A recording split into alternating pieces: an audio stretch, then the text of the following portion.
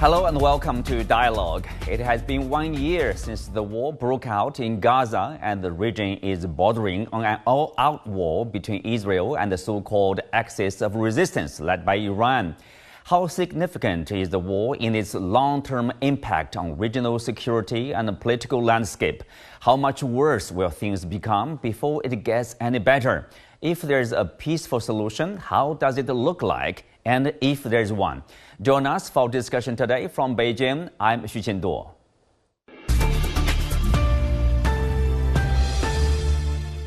Joining me today are John Ghazvinian, the Executive Director of the Middle East Center of the University of Pennsylvania.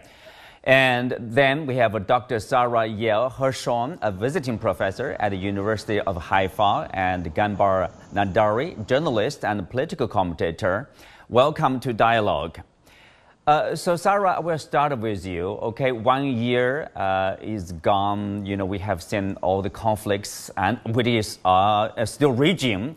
So, how do you assess this long-term significance of course, the October 7th event and the ensuing war after that? Well, it's certainly been a world historical year. I think the Chinese are famous for saying that we are cursed to live in interesting times, and we have been living in very interesting times here in the region. I've been based in Jerusalem since last fall, and I can tell you it's been a very tense and intense period. October 7th, certainly the anniversary yesterday, was a moment of profound grief and reflection, both about where we've been, but where we're going. We can recall that only last night, several rockets were shot off from the Gaza Strip, which causes, I think, most of the Israeli public to ask the question, what has this whole year brought us? That Hamas still apparently has some capabilities to act from the Gaza Strip. We are now also at war in the north. My university itself is closed because of the ongoing military operations in northern Israel and in Lebanon, and a general sense that there is going to be a retaliation for last week's attack from Iran, where I spent an hour in the bomb shelter here in Jerusalem as 180-odd ballistic missiles were aimed at Israel. And we are all holding our breaths to wait to see what kind of strike may take place in the coming days or even today. In response. So we've very much entered a new chapter of history here, and I think we are all waiting with bated breath to see when these now multi-front war will resolve itself. Mm-hmm. Well, Ghanbar, how do you look at the past year? Well, it's been devastating for America, for Israel, for the so-called resistance front, and of course for Iran. Not to mention the international community. We know that now the golden age of Israel is over. There is no longer collective guilt about the Holocaust during the Second World War. At the same time, the myth of invincibility of Israel is gone. It's so easy now for some countries to attack Israel with great impunity and, of course, accuracy. At the same time, as I told you, the golden age of America is also gone over the past 1 year. America no longer holds influence economically, diplomatically, or militarily since what it had after the Second World War. The golden age of America in the 1990s, after the collapse of the former Soviet Union, is also gone because of the failed war on terror that America waged in the Middle East and beyond. But at the same time, I can tell you with confidence that this is a game of losers. Everybody has lost. The resistance front has lost. Israel has lost. America has lost. And of course, the international community is also going to lose big time if this violence spreads and includes Iran. Well, everybody loses. So I think most of people would agree with you, but except for probably Prime Minister Netanyahu. John, the Prime Minister said recently, with the elimination of Hezbollah leader Nasrallah, that quote here, the balance of power in the region for years to come, has been changed by Israel in its favor. Is that the case? It remains to be seen, but I think it's extremely unlikely. I know this is part of Netanyahu's rhetoric, which is that he sees this as an opportunity to deal a kind of devastating blow to Iran and its proxies in the region, and to fundamentally reshape the narrative of the region. Anyone who knows anything about the Middle East knows that that's extremely unlikely, that the forces that have given rise over not just years but decades to the creation of Hezbollah, Hamas, a lot of these militias, as well as, of course, the Iranian Revolution, are long-term trends. They're not things that just disappear. You don't blow up a few pages and assassinate a leader and then expect that somehow Iran's influence in the region is simply going to disappear, that the Islamic Republic is going to crawl under a rock. To do that, Netanyahu, to really do that, would have to somehow be able to foment an actual revolution in Iran and bring about a pro-Western, pro-Israeli kind of political arrangement. And I think even he would admit that's probably beyond his capability. So, we're likely to continue seeing, frankly, more hostility and more conflict rather than this fundamental reshaping of the map that I think he's claiming. But of course, he has to claim that, because without that, it's not really clear what the objective is. As your previous guest said, a year later, Hamas still is there. Hezbollah is still there. We're still in a deep conflict. The hostages have not all been released. Many of them have died. Everyone's, as again the guest just before me said, everyone has lost from all of this. So for Netanyahu to just kind of keep this conflict going, I think, it's a nice rhetorical talking point, but it's not exactly convincing. Yes, John, he also said that, Israel is changing the security reality in the region. Yes, Hamas, Hezbollah remain there, but they are weakened, right? Paralyzed. And also Iran is being weakened in a sense. Is that right? There's no question. No, he's correct about that. I mean, of course, Iran has been weakened. Of course, the axis of resistance has been shown to be not as menacing or as powerful as its own rhetoric has claimed. And of course, Hezbollah has been weakened, and of course, Hamas has been weakened. But weakened is not the same thing as destroyed. If Israel's ultimate aim is to completely destroy and uproot its enemies in the region, it's going to have to come to some sort of peace table as well, which Netanyahu has not proved himself terribly interested in throughout most of his political career. Mm-hmm. Well, Sara, what's the end game of Mr. Netanyahu? It seems like Israelis, the military is shifting its strategy from, say, destroying Hamas to one of, targeting the so-called axis of resistance, Hezbollah in Lebanon and Iran itself. So is there a clear strategy? Does the strategy enjoy the national support? Well, I think there are two separate endgames. One is the endgame for the nation, and the other is the endgame for Benjamin Netanyahu's own political future.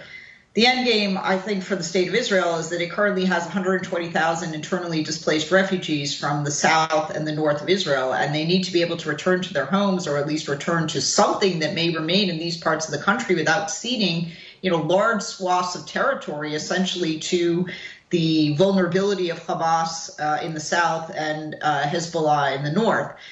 So Israel has obviously not going to meet its aspiration to root out Hamas and even Hezbollah in its entirety, but I think it wants to delay further incursions for at least several years, and to disarm Hamas militarily, particularly with its capacity and Hezbollah and their capacity to send rockets into Israel, and decapitate as much of the political leadership as possible, at least for the next several years, because Israelis need to return to their homes.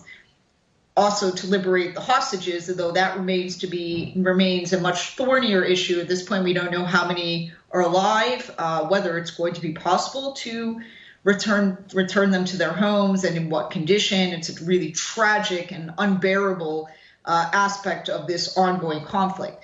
The separate issue is Benjamin Netanyahu's political career.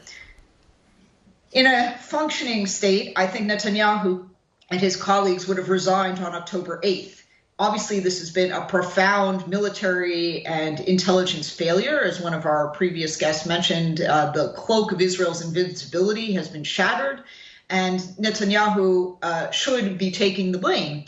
Yet he has managed to steer this conflict over the course of the last year, actually in his political favor. His regime remains intact. In fact, only last week, he gained another ally that has allowed him to have further coalitional stability. And he has managed to stay in power despite not only the events of the past year, but the past several years that have brought him and his government under, increased scrutiny across the West. So there's a necessity for Netanyahu to in many ways keep the war going and remain the commander in chief in order to stabilize his own political future. So, and these are often competing aims: Netanyahu's aspirations for his own political career and what Israel needs to do to survive in a hostile region. Mm-hmm. Well, now we have Sharmine Narwani, editor-in-chief of the Cradle. Welcome to the show, Sharmine. So now we know that there are still missiles obviously arriving in Israel. At the same time, Israel is preparing to respond to earlier missiles from Iran. People are talking about what kind of targets they are aiming probably. How do you look at the current situation? What's the direction now? I've only come on to be able to hearing you guys just a minute or two ago, so I'm sorry if I'm going to be repetitive. I think probably I'm a bit more positive than your other guests on the way this war is heading for the axis of resistance.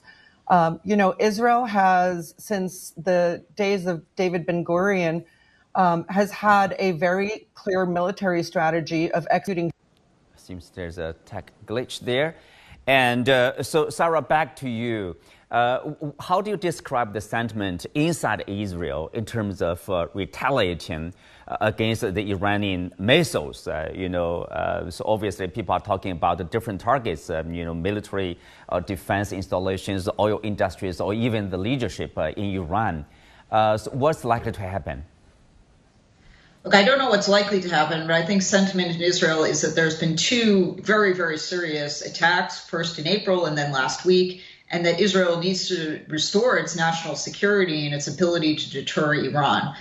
The United States is now imposing some kinds of conditions over the targets that it has allowed Israel to select, or seemingly has offered a kind of quid pro quo of a diplomatic and military armament as cover if Israel will only strike certain targets. It remains to be seen whether the Netanyahu government is going to abide by the demands or the wishes of the Biden administration, or whether Israel feels that its own national security is so at risk that it will go it alone. Now, of course, if it goes it alone, it means that Israel does not necessarily have the capacity to hit Iran's nuclear sites. That would probably require technology and armament from the United States in order to do so.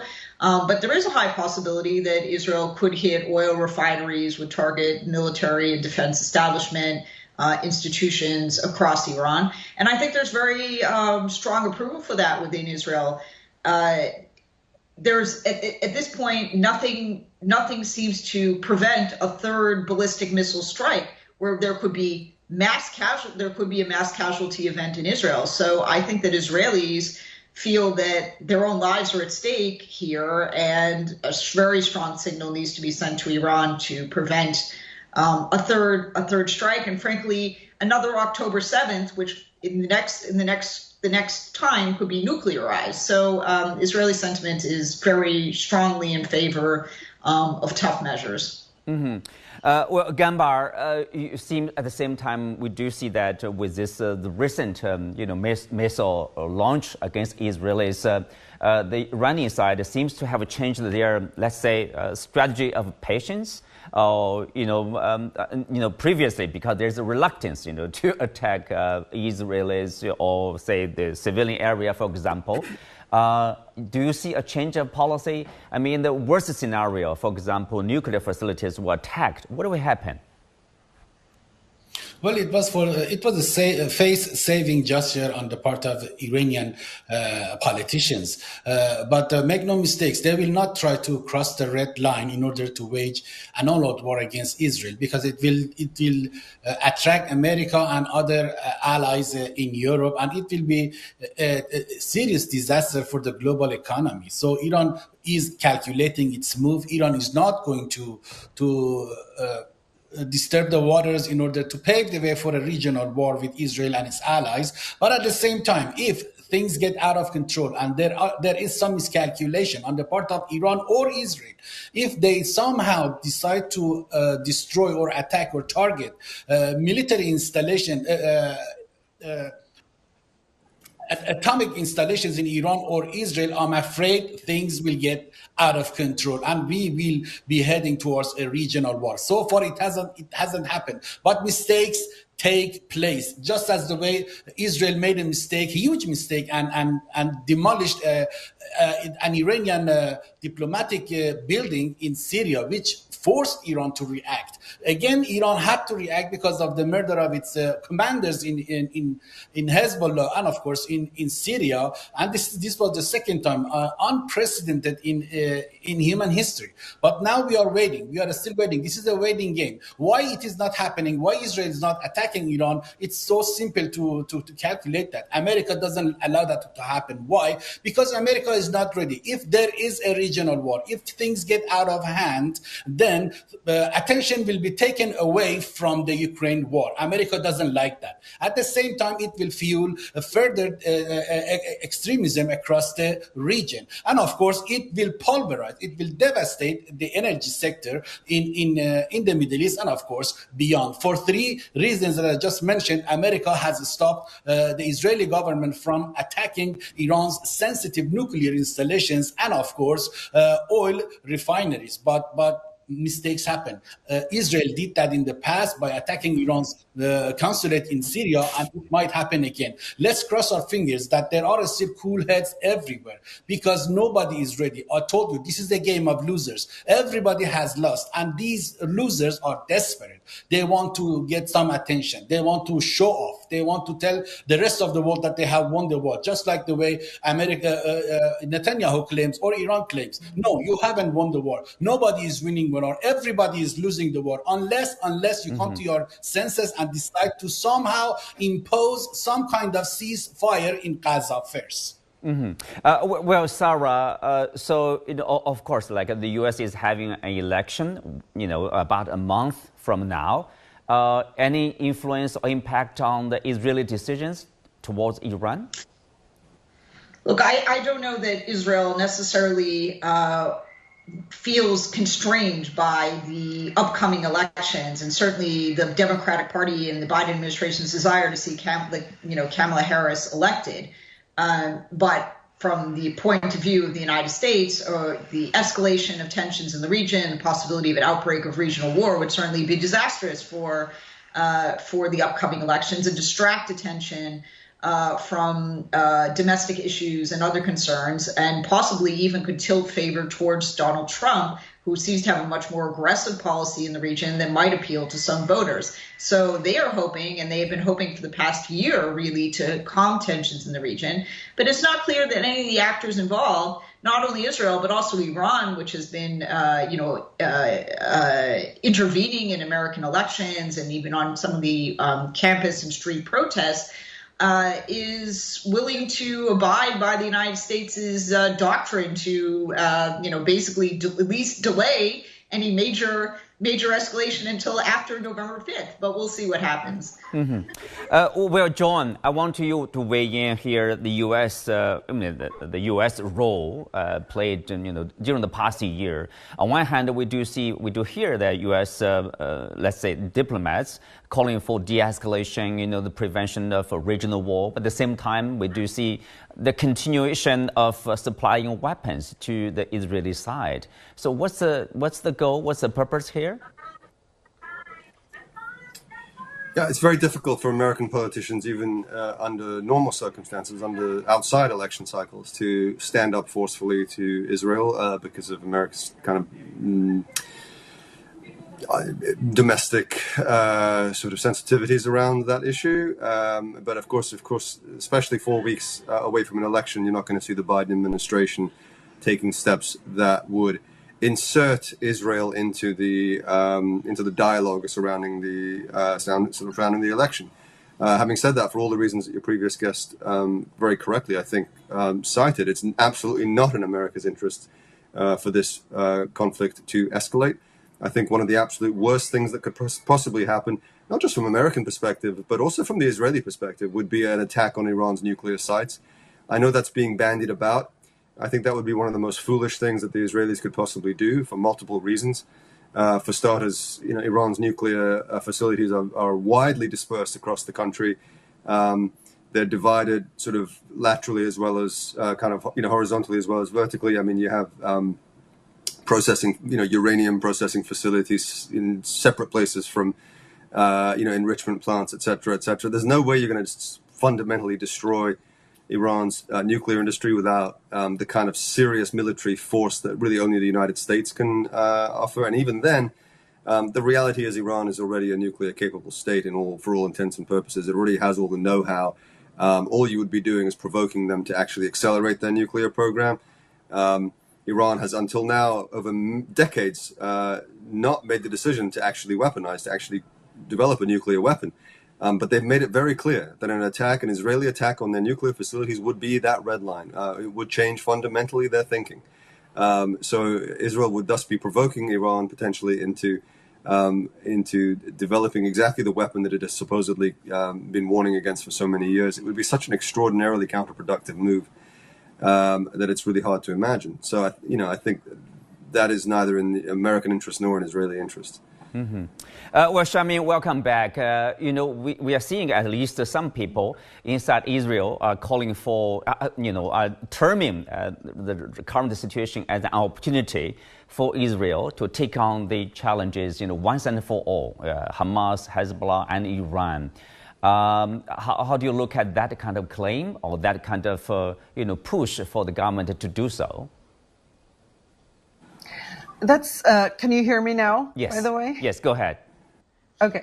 That's simply not going to be possible. Since the beginning of the State of Israel and the time of David Ben Gurion, Israel has understood, because of its strategic or lack of strategic depth, its geographical size, its vulnerabilities, that it needs to execute fast, hard wars, which has been the way it's proceeded in almost all its wars.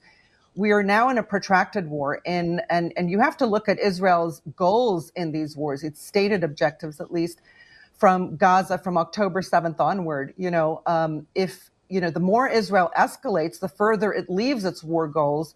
1 year on, this is not a short war. This is not a hard war. While Israel has decapitated the senior ranks of Hezbollah right now, you can see that Hezbollah is very active on the front lines.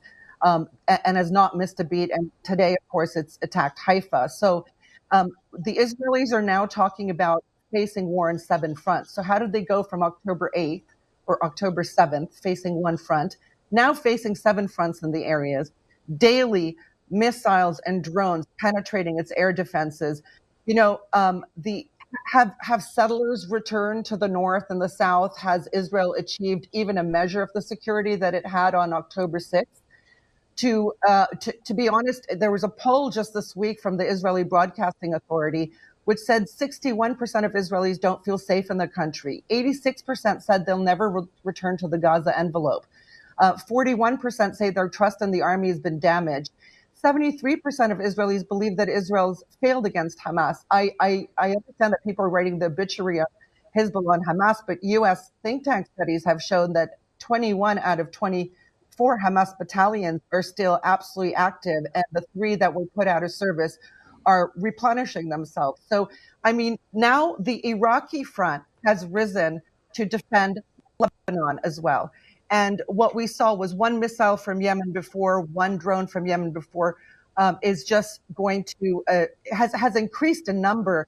And of course, everyone's waiting for the big Israeli reaction on Iran. I don't think it can do very much. I think Israel is very aware of its vulnerabilities. And to understand how vulnerable Israel really is, Iran's 90 times the landmass size of Israel. I mean, Israel has only 6 power plants, 2 oil fields, 2 refineries, 3 gas fields, and half its water is supplied by 5 desalination plants. It has 3 major ports, one that has been taken out of commission by the Yemenis, the Eilat port that went bankrupt. And now Haifa port is being attacked today. So it's Haifa and Ashdod. How is this tiny, tiny state going to survive beating its chest the way it is, going from one front, which the weakest front of all, Hamas, which it could not defeat at all or degrade significantly. Israel's now beating its chest over residential and civilian targets. Anyone can do that kind of damage. But let's not forget, in this 1 year, Israel has gone from being viewed as a state, that is a victim and a democracy to an absolute global pariah with ICJ and ICC court cases standing against it. So I do not see any movement forward being positive for Israel, because now that resistance axis is getting their game together and are at least expressing confidence in being able to degrade Israel further. Mm-hmm. As Sharmine has said, John, so obviously, I mean, continuous conflicts, against each other is not the way forward, at least not the solution, probably. And then, do you think there is the existence of a peaceful solution? Previously people talk about a 2-state solution. Is that still viable? I don't think Sarah might have more insight on this than I do, but I don't think that any serious analyst really believes that a 2-state solution is viable or realistic at this point. And yet we're all locked into this kind of fantasy where we have to, these people who are actually in power and officials and so on, are locked into this kind of 2-state industry. Where it's very difficult to kind of acknowledge that solution is not a serious option. At the same time, of course, the 1-state solution is entirely unrealistic for a whole different set of reasons. There is a reality on the ground at this point, which is a 1-state reality, however you want to define it. Israel controls to one degree or another the territories between the river and the sea, and it is ultimately going to be up to Israel to decide how it wants to move forward. Mm-hmm. Sharmine, what's the solution? I mean, a ceasefire or peace deal? I mean, how far is it? I think we've moved so far away from a solution and a 2-state solution. Like I was talking about, the movement of Israel to pariah status makes many people around the world, I'm not talking about governments that are allied with Israel, but, the global majority, if you will, understand that you can't really ever make a peace with a militarized state of this kind. And of course, nobody in the West Asian neighborhood can live with a belligerent aggressor state like this. So I think we're moving to a situation in which, people have been talking prior to October 7th about 1 state, about a state that encompasses all Jews and Palestinians, with, 1 man, 1 vote, a democracy for all, everyone living under equality. It is the only solution, to be honest. You're not going to be any further genocidal measures against the Palestinian population will earn Israel even more isolation. So I think, if you can get rid of the extremist government, and this is perhaps something in the U.S.'s hands when it tires of this war game, then maybe we will see some movement towards something unusual that the mainstream is not talking about, which is a 1-state solution. Well, 1-state solution or 2-state solution, obviously, we have to wait until this wave of conflicts ends itself. With that, we conclude today's show. Many thanks to our guests. You can also watch us on the CGTN app on YouTube. I'm Xu Qinduo. Thanks for being with us. See you next time.